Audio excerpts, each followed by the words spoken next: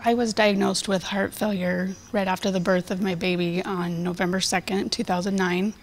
While I was pregnant, I had some symptoms that I just kind of passed off as being pregnant. I was short of breath, especially like if I bent over. I had pain in like my ribs, kind of under my ribs. I had a cold that wouldn't go away. In fact, I'd had like 2 sinus infections, and I was nauseated like the whole pregnancy. And then after I had her, I realized something was wrong when I got up to go to the bathroom, and I was just really short of breath. So I first noticed these probably about a month before I had her. I noticed that I was really short of breath, and I was just thinking that it was because I was big pregnant. You know, she's up under my, I'm carrying her higher, maybe closer to my lungs. Nausea, I mean, that's common with pregnancy. I did have wheezing, like if I was laying flat, I was wheezing.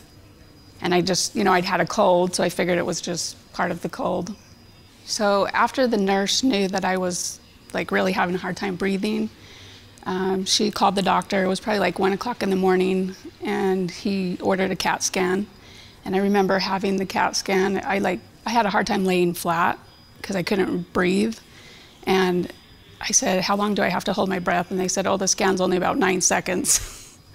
And I really struggled, just trying to hold my breath for the 9 seconds. And they did an echo earlier the next morning, and the cardiologist didn't come in until later that night, but he said to me, I really recommend you don't have any more kids.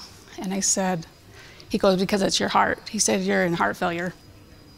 So my advice for women, especially women that are pregnant, if there's symptoms, kind of like the shortness of breath, things that are unusual. I know the cold, if you have a cold for very long, probably like the pain that I had in my ribs. I mean, being pregnant, I think a lot of these symptoms were kind of just brushed off. And being in the medical field, like I didn't even know that this was something that could happen, that you could have heart failure, due to your pregnancy. And I think a lot of women don't know that and don't understand that. And if there are symptoms that you have that are not, that you don't feel are normal, to talk to your doctor, let them know that the way that you're feeling and that you don't think that it's something that you would normally have.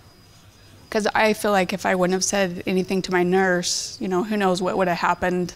I mean, I could have gone home and died, not being on the medication, the heart medication, to help my heart get better.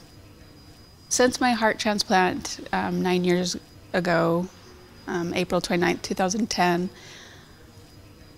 I've gone back to work. It's been amazing. I mean, I feel like myself again.